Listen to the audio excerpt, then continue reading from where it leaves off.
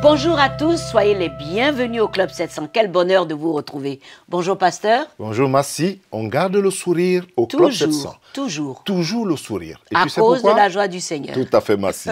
C'est toujours un plaisir de savoir que vous êtes là, votre émission préférée. Je suis le pasteur Raymond Kofi.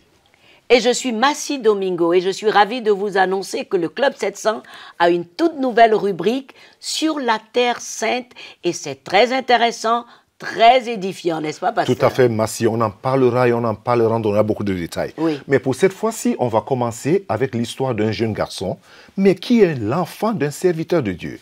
Sachez-le bien, un pasteur comme le pasteur Kofi, mais qui se sentait rejeté, il avait la solitude. Et vous savez où il s'est retrouvé? Je ne vous le fais pas dire. Suivez. J'ai tourné la poignée de la porte, c'était ouvert.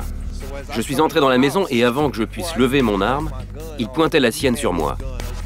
Une fusillade a ensuite éclaté.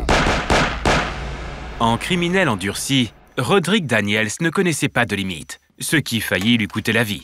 Comme la plupart des jeunes, Rodrigue n'avait jamais pensé vivre dans le crime. À vrai dire, en tant que fils de pasteur, il aspirait même à quelque chose de bien différent. J'admirais vraiment mon père et je voulais être comme lui. Je me souviens des appels à l'hôtel le dimanche matin et chaque fois, je m'avançais parce que c'était mon père.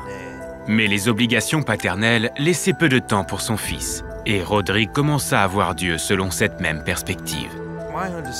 Ma compréhension de Dieu et de Jésus en était déformée parce que j'avais l'impression de ne jamais pouvoir mériter l'approbation de mon père. Cela m'a poussé à croire que Dieu ne m'acceptait pas non plus. Il chercha donc l'acceptation dans la rue. J'ai commencé à voler et à prendre des choses qui allaient, selon moi, me valoir l'approbation de ceux que je fréquentais. Je volais dans les casiers à l'école, je volais dans les magasins. Plus il s'enfonçait dans le crime, plus il agissait avec audace et violence. J'étais un animal. Je ne savais que prendre. Si vous aviez quelque chose que je voulais, je devais l'avoir. Peu importe qui vous étiez, je vous aurais même menacé avec une arme pour la prendre. Les années passèrent et Rodrigue fit de courts séjours en prison pour possession d'armes et trafic de drogue. Il finit par se marier avec Nicole et ils fondèrent une famille. Elle ne m'aurait rien refusé. Si j'avais besoin qu'elle me prenne une arme, qu'elle aille chercher de l'argent, je ne l'impliquais jamais, mais elle savait ce qui se passait. Il finit par trouver une activité encore plus lucrative que la vente de drogue. Voler les trafiquants de drogue. Nous les suivions jusque chez eux et nous nous cachions dans leur garage jusqu'à ce qu'ils rentrent. Ensuite, nous les ligotions et leur prenions la drogue ou l'argent. Mais un jour, le dealer le vit venir et l'attendit. Il m'a tiré dessus 5 fois. Une balle m'a atteint à la tête. Elle a traversé mon visage et est passée par mon oreille interne. Rodrigue parvint à sortir de la maison et s'effondra dans la rue.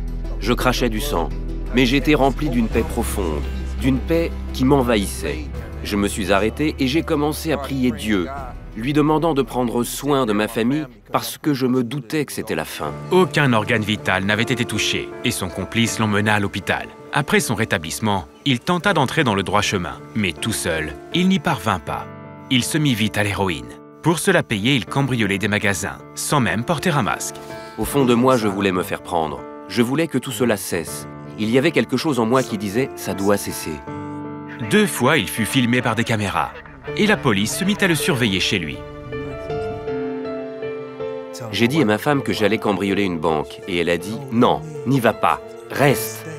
J'ai fini par sortir de la maison, et bien sûr, une voiture de police démarra. Elle se trouvait tout au bout de la rue et elle s'approcha à toute vitesse. Alors Nicole, ma femme, m'appela et dit « Tu as vu la police qui arrive ?» J'ai dit « Oui, tout est fini ». Rodrigue fut arrêté et risquait une peine d'emprisonnement sévère. Pendant toute sa détention, il comprit qu'il avait besoin d'aide pour changer de vie. J'ai prié et demandé à Dieu de m'aider. J'ai dit « Oh mon Dieu, je n'y arrive pas. J'ai besoin de toi. J'ai vraiment besoin de toi. » Tout de suite après, j'ai ressenti une forte tristesse qui me poussait à vraiment vouloir changer. Rodrigue fut condamné à 5 ans de prison. Durant son incarcération, il pria et étudia la Bible chaque jour. La parole de Dieu a fini par remplir ma vie. Je la comprenais. Je la lisais et ses paroles prenaient vie pour moi. Christ et le Saint-Esprit m'ont accepté et sont entrés dans ma vie. Ils m'ont comblé. J'ai compris que j'avais de la valeur et que ma vie avait un sens. À l'extérieur, Nicole était aussi devenue chrétienne. Après sa libération, Nicole et Rodrigue se retrouvèrent. Nicole est ma princesse et je sais qu'elle aime le Seigneur. Quand j'ai des faiblesses, elle me donne sa force. Et quand elle a des faiblesses, je lui donne ma force. Aujourd'hui, Rodrigue réalise son rêve d'enfance, celui d'être un homme qui, comme son père, partage l'amour de Christ autour de lui. Il est reconnaissant à Dieu d'avoir reçu une nouvelle chance. Dieu avait un plan pour ma vie. Maintenant, je le comprends. Je comprends aussi que la raison pour laquelle j'ai survécu, c'est parce que Dieu avait du travail pour moi. Il voulait sauver des âmes dans la rue. Je sais que si je cherche Dieu, si je cherche sa face chaque jour et lui donne la première place pour le servir, je suis sur le bon chemin. La Bible dit bien, parents, n'attristez pas vos enfants. Et Dieu, dans sa sagesse, a donné cette instruction claire et le prétexte de dire qu'on est grand serviteur de Dieu avec beaucoup de responsabilités pour servir, courir à gauche, à droite et négliger sa propre famille, cela devient très dangereux. Et vous savez, c'est tellement facile de tomber dans ce piège en disant Dieu d'abord, mais c'est que Dieu lui-même a dit dans sa parole, lui Dieu d'abord, la famille ensuite au numéro 2, et en troisième position, le ministère. Mais vous savez, quand il y a désordre, cela crée le gâchis. Et à cause de cela, des parents qui font ce genre de choses, parce qu'ils sont trop occupés aux choses de Dieu, cela court au désastre. Et c'est ce qui est arrivé aux enfants. C'est ce qui est arrivé à Rodrigue et cela l'a conduit au crime. Il faut puiser tout dans la parole de Dieu. Et je voudrais dire à tous ceux qui ont été dans le cas de Rodrigue que Dieu a bien dit dans le psaume 27, « Si mon père et ma mère m'abandonnent, moi l'Éternel, je te recueillerai. » Ça veut dire qu'il ne t'abandonnera jamais. Je ne sais pas quelle frustration tu as vécue à cause de la négligence de tes parents. Toi qui regardes en ce moment, tu es jeune, peut-être adulte, mais tu traînes avec toi tout ce bagage des frustrations de ton enfance. Aujourd'hui, je voudrais prier avec toi et te dire, ce Père par excellence, je dis bien, Dieu est le Père par excellence. Il t'aime tellement et qu'il ne t'abandonnera jamais. Et son amour est inconditionnel. Prends-le, dis Seigneur, sois mon Père, sois mon ami, je te donne ma vie. À partir d'aujourd'hui, j'oublie toutes ces frustrations et je m'abandonne en tes mains, dans tes bras d'amour. Mon frère, mon fils, ma fille, que Dieu te bénisse. Merci pour le conseil. Oui. Et cela interpelle nous tous qui sommes aujourd'hui des parents. C'est une grande responsabilité auquel il faut faire face. Mais nous allons tout de suite, ne nous quittez pas, parce que nous allons aller sur la série sur Israël. Très intéressant, ce que Massi nous a dit au début. À tout de suite.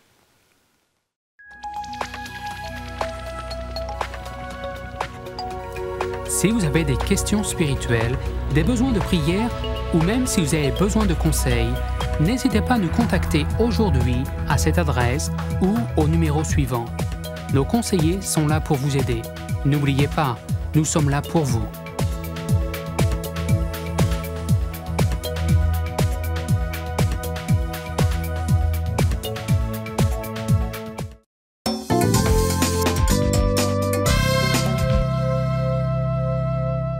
Bienvenue de nouveau au Club 700. Voici notre rubrique tant attendue. Aujourd'hui, l'attitude de l'Église vis-à-vis d'Israël, avec le pasteur Luc Henrist et le cher pasteur Kofi. Merci de rester avec nous, pasteur Luc Henrist. Bienvenue. Merci. Et ça fait plaisir de vous avoir à ce programme tout spécial. Alors, vous nous parlerez un peu de ce qui fait le sujet de tout le monde aujourd'hui, Israël, le peuple juif. Comment vous êtes arrivé avec beaucoup d'intérêt à cette passion, cet amour pour Israël? Parce qu'on va en parler dans cette émission. Eh bien, écoutez, moi, je suis né dans une famille chrétienne, protestante, depuis plusieurs générations. Et en réalité, j'entendais parler parfois d'Israël et du peuple juif à l'église, mais j'ai aussi fréquenté, bien entendu, l'école du dimanche, mais ce n'est pas pour autant que j'avais vraiment une compréhension très profonde de cette question. Mais ce n'est qu'en 1984 que, lorsque j'étais à Bruxelles, dans un café-bar chrétien, j'ai rencontré un juif d'origine russe, dont le grand-père était le grand rabbin d'Odessa, qui est entré dans le café-bar où je travaillais et il a commencé à me parler du plan de Dieu pour Israël et pour le peuple juif en général. Et j'étais vraiment étonné parce que tout ce qu'il me disait, moi, je n'avais jamais entendu les choses de cette façon-là. Et donc, je me disais, c'est peut-être quelque chose de bizarre, d'étrange, qui ne cadre pas avec ce que moi j'ai appris, la théologie que j'ai apprise. Et donc, j'ai vérifié chaque fois tout ce qu'il me disait. Et je me suis dit, je vais certainement lui prouver qu'il se trompe et que c'est moi qui ai raison. Ah, c'est très intéressant. Donc, alors, ce n'est pas uniquement la lecture de la Bible ou bien l'histoire ou l'information. Il y a eu quand même un contact. Tout à fait. Tout un cheminement. Parce qu'au départ, pour vous dire la vérité, moi, j'étais même assez réticent à cette idée que Dieu avait choisi ce peuple, cette nation, Israël. Je trouvais ça étonnant parce que je n'avais jamais entendu ça à l'Église. Ah bon. Donc, ça m'a mis du temps pour véritablement rechercher dans la Bible ce dont il me parlait et pour en arriver à la conclusion que c'était moi qui me trompais et que c'était lui qui avait raison. C'est très intéressant. Alors, à part vous, vous connaissez d'autres chrétiens qui ont un certain intérêt particulier, qui ont cet amour pour Israël, pour le peuple juif? Vous en connaissez? Oui, je ne suis pas le seul, hein, donc encore heureux. Et il y a notamment ce livre qui a été publié il n'y a pas longtemps, qui s'intitule « Pourquoi je t'aime Israël ?» et dans lequel donc, on regroupe les témoignages d'une dizaine de personnes, dont moi. Là, vous pourrez lire en long et en large mon cheminement et qu'est-ce qui m'a fait arriver à prendre position comme cela pour Israël aujourd'hui. Tout à fait. On en reparlera parlant du livre plus tard. Bien sûr. Mais revenons un peu sur le sujet Israël aujourd'hui et l'Église. Oui. Il y a tellement d'interprétations qui sont données là-dessus. On parle de deux alliances, on parle de deux peuples. Qu'est-ce que vous en pensez quand on parle de l'Église, sa position, son attitude vis-à-vis d'Israël et du peuple juif? Alors, tout d'abord, je ne pense pas qu'il y ait deux alliances ou qu'il y ait deux peuples. Je pense que Dieu a fait des alliances, notamment avec Abraham, avec Noé, avec David, et ce sont des alliances éternelles. C'est bien écrit dans la parole de Dieu que ce sont des alliances éternelles, donc ils sont valables pour toujours. Et l'alliance que Jésus a apportée, lorsqu'il dit « cette coupe est la nouvelle alliance en mon sang », en réalité, dans l'hébreu, il est écrit la Brit Chadasha, qui veut dire l'alliance renouvelée. Donc, Dieu n'a pas annulé les alliances précédentes, mais il a renouvelé celles-ci et il les a, je vais dire, mises au goût du jour quelque part. Donc, voilà comment je vois les choses. Et Israël, on garde toujours sa place proéminente dans le plan de Dieu. Et l'Église est venue se greffer. Comme nous le dit l'apôtre Paul dans Romains chapitre 11, nous ne remplaçons pas Israël, mais nous avons été adoptés dans cette famille qui existait déjà. Mais c'est là le point vraiment, je vais dire, intéressant. Nous ne remplaçons pas Israël. Parce que, vous savez, aujourd'hui, l'information ou ce que les gens connaissent, les chrétiens, la chrétienté aujourd'hui, c'est ce que les médias disent sur Israël, sur la position d'Israël. Et il y a aussi peut-être le fait d'être un peu passif ou indifférent quand on parle d'Israël. Et quand on lit dans la Bible, c'est un peu comme de l'histoire. C'est toujours comme de l'histoire. Comment adopter, quelle attitude, quelle approche quand on en arrive à là, quand on parle de l'Église ou la chrétienté par rapport à Israël? Tout d'abord, je pense que la Bible devrait être notre livre de chevet.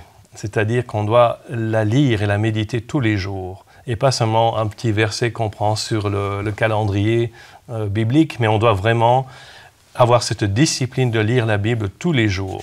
Moi, je m'efforce de lire au moins un chapitre tous les jours de la Bible. Pas parce que je sais mieux qu'un autre, mais parce que j'en ai besoin. Et que je veux apprendre, comprendre et avancer dans ma relation avec Dieu. Donc ça, c'est la première chose. Le premier livre qu'il faut lire absolument, c'est la Bible. Mais toute la Bible, pas seulement quelques passages qu'on choisit à droite et à gauche. Et puis, dans cette optique-là, il est clair que dans la Nouvelle Alliance, justement, on voit que Jésus dit, par exemple, très clairement je ne suis pas venu pour abolir la loi, c'est-à-dire la Torah, les 5 premiers livres de la Bible.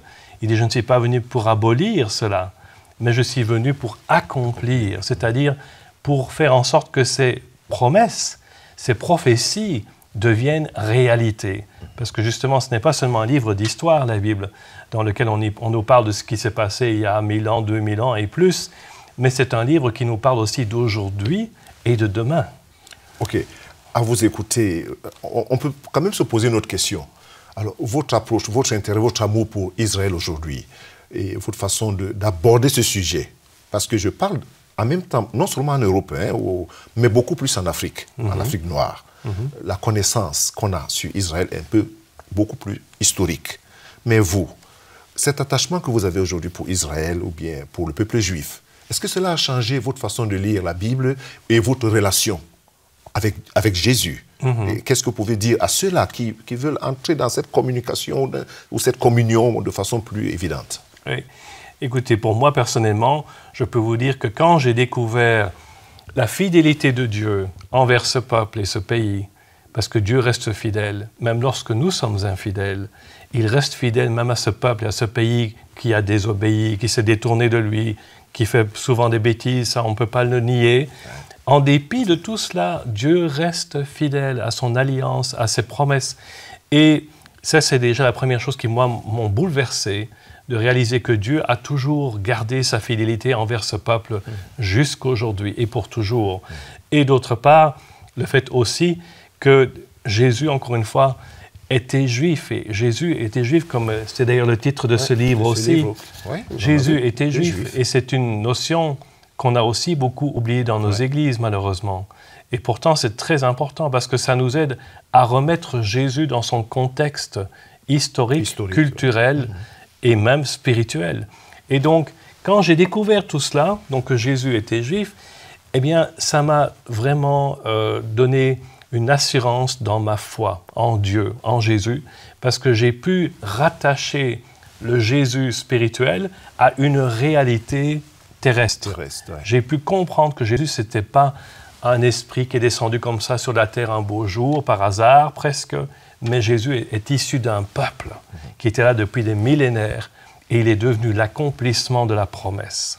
Alors, pour la chrétienté ou bien pour les chrétiens aujourd'hui, comment est-ce qu'on peut... Est-ce que c'est compliqué de retrouver, de faire des recherches pour retrouver les racines juives dans notre foi chrétienne? C'est-à-dire, est-ce que c'est compliqué? Parce que vous êtes parvenus, pour plusieurs qui vous suivent là, qui vont vous suivre et qui vous suivent déjà, est-ce que c'est compliqué d'entrer, de faire des recherches et des découvertes pour savoir nos racines chrétiennes qui viennent de... Mais je ne pense pas. En tout cas, vous savez, si c'était si compliqué que ça, je ne pense pas que moi-même j'aurais été capable de découvrir ces choses, parce que moi, je me considère comme un homme simple et comme tout le monde. Je n'ai pas une intelligence extraordinaire. Donc, tout d'abord, je pense qu'il faut demander au Seigneur de nous aider. Il faut lui demander sa révélation, son aide. Et puis, il y a tous ces livres à notre disposition qui sont très importants, mais le livre par excellence, le plus important, c'est celui-ci, c'est la Bible. Si nous lisions notre Bible avec les yeux ouverts, sans mettre de filtre devant, je peux vous assurer que Dieu va se révéler à chacun d'entre nous. Donc, si on peut condenser quelque chose dans ce que vous venez de dire, une autre question, c'est Israël reste toujours le peuple de Dieu. Tout à fait.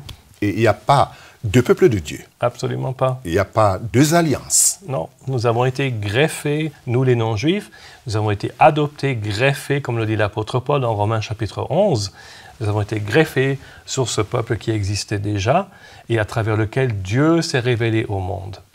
Alors, l'attitude à adopter aujourd'hui des chrétiens, et j'insiste sur cette question, lorsqu'on en arrive à comprendre la place d'Israël dans la parole de Dieu, dans l'histoire, et le peuple juif, que ce soit en Asie, en Amérique, en Afrique et partout dans le monde, tous ceux qui se disent ou qui sont chrétiens, qu'est-ce que vous pouvez leur dire comme attitude à adopter? C'est une attitude d'amour ou bien de ce sentiment de rejet? Tout d'abord, c'est une attitude d'amour, parce que nous sommes appelés à aimer notre prochain, les Juifs inclus, ne l'oublions pas, parce qu'il y a beaucoup de sentiments négatifs envers les Juifs aujourd'hui, mais nous, chrétiens, devrions montrer le contraire, numéro 1, aimer ce peuple en dépit de leurs défauts et de leurs imperfections, mais nous le sommes aussi. Et deuxièmement, nous devrions avoir cette attitude d'humilité dont nous parle l'apôtre Paul dans Romains chapitre 11. Alors, je sais qu'il y a beaucoup d'autres sujets. Hein. Aujourd'hui, on est face à plusieurs questions. Je veux dire, l'Église chrétienne est face à plusieurs questions qu'elle doit soit répondre aujourd'hui, soit répondre demain. Et vous aurez toujours l'occasion d'expliquer un peu plus, parce que votre amour pour Israël, pour le peuple juif, et la connaissance que vous avez, ce qui s'est passé entre vous et Dieu, votre relation avec le Seigneur Jésus et la parole de Dieu lorsque vous la lisez, et vous expliquez le fait de ce que Israël représente pour vous, je pense que nous aurons toujours d'autres occasions d'avoir des sujets à aborder là-dessus. Et je crois que, les amis, vous aussi, vous aimez cette émission, et surtout les explications que le pasteur Luc donne concernant Israël et l'attitude des chrétiens vis-à-vis d'Israël. Mais nous allons nous revoir. À bientôt.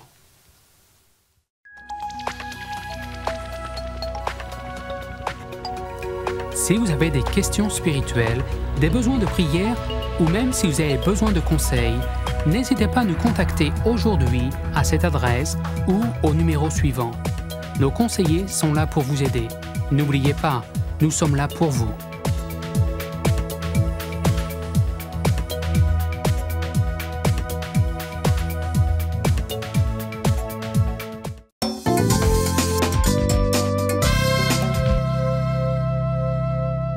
Bienvenue de nouveau au Club 700.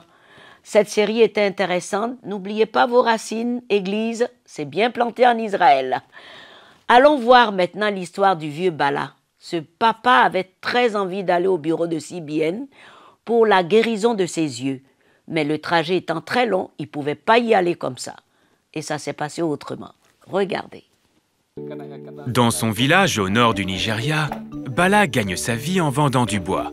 Pendant son temps libre, il aime lire. J'étais occupé à lire sur le devant de ma maison quand j'ai remarqué que ma vision se dégradait. Très vite, Bala perdit complètement la vue. Pendant 3 ans, je n'ai pas pu travailler, ni voir ma famille. J'aurais voulu voir leur visage, pouvoir les regarder dans les yeux, mais je ne pouvais pas. J'étais très triste. J'ai consulté des médecins et des chamans, sans aucun résultat. Un jour, Bala entendit une rumeur dans son village.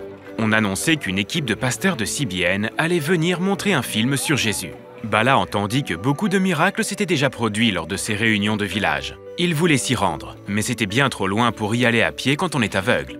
Quand l'équipe entendit parler de Bala, ils allèrent eux-mêmes à sa maison pour prier avec lui. Pendant que le pasteur priait pour moi, j'ai senti que mes yeux me grattaient et que les choses devenaient de plus en plus claires. Je pouvais enfin voir. Bala et sa famille donnèrent leur vie à Christ. Et parce qu'ils virent le miracle de leurs propres yeux, beaucoup de ses voisins musulmans le firent également. À présent, Bala a pu reprendre ses affaires. Et il est reconnaissant pour l'aide qu'il a reçue. Je remercie Dieu d'avoir fait venir l'équipe de CBN dans mon village. Maintenant, je peux voir, travailler et passer du bon temps avec ma famille. Je suis très reconnaissant. Merci. J'aime beaucoup cette histoire. Comme Jésus s'est arrêté pour toucher Bartimée, CBN a fait le déplacement. Mais pourquoi tu as pensé beaucoup plus à Bartimée qu'à quelqu'un Parce d'autre? que c'est une histoire des yeux aussi. Ah bon? Le vieux Bala. Ah Oui, bon? il voulait voir le pauvre. Moi, ce qui m'intéresse là dans son histoire, c'est la persévérance. Oui.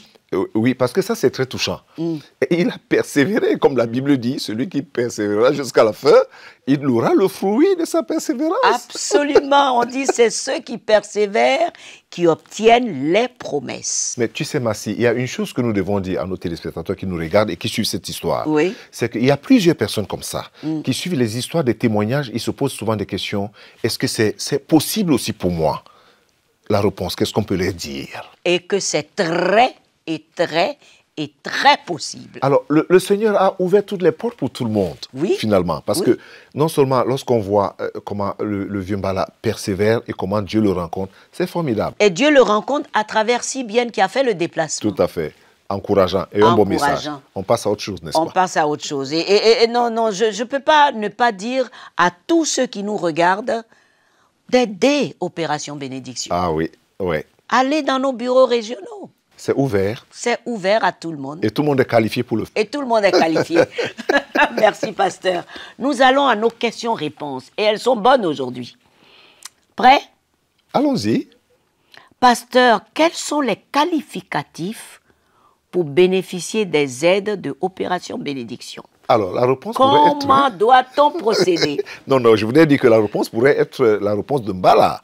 Tout à fait. Quelle était qu'est-ce qui le qualifiait pour bénéficier de cela? Rien, absolument rien. Juste qu'il a cru et il a persévéré pour aller vers la bonne direction. Et ça, c'est très important.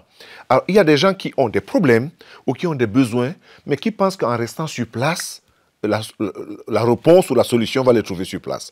Il y a quelque chose à faire, il y a un pas à faire, il y a un premier pas à faire. Comme lui, il a entendu parler, il s'est ouvert à la chose et il s'est levé et dit « Je vais y aller ».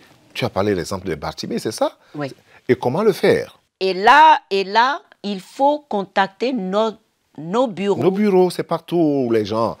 Dans tous les pays, il y a les adresses que tu donnes toujours à la fin. Absolument. Il faut appeler au secours, comme on dit. Très bien.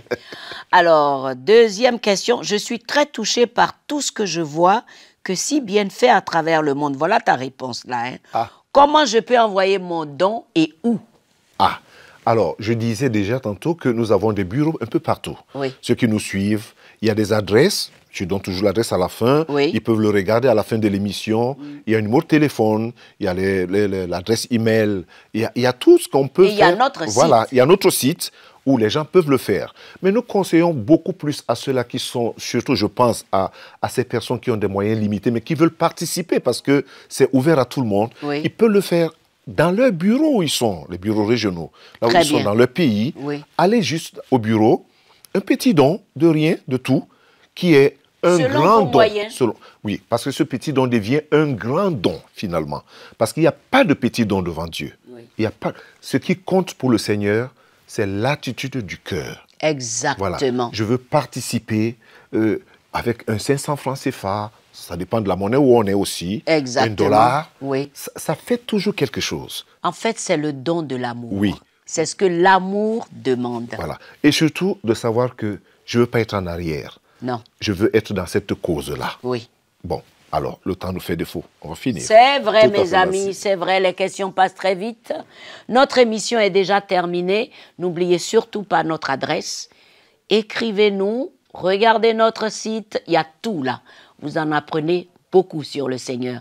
Et surtout, contactez nos bureaux régionaux. Que Dieu vous bénisse. Pasteur, oui. Tout va très bien. Tout va très bien. On ne va jamais cesser de le dire. Ils peuvent toujours écrire, envoyer les témoignages, ce que Dieu a fait dans leur vie. Ça, c'est très important. Et ce que je n'oublie pas, on est sur Facebook. On est sur Facebook, voyons. On est moderne. Tout à fait. Alors, Dieu vous bénisse. Oui, au revoir. À très bientôt.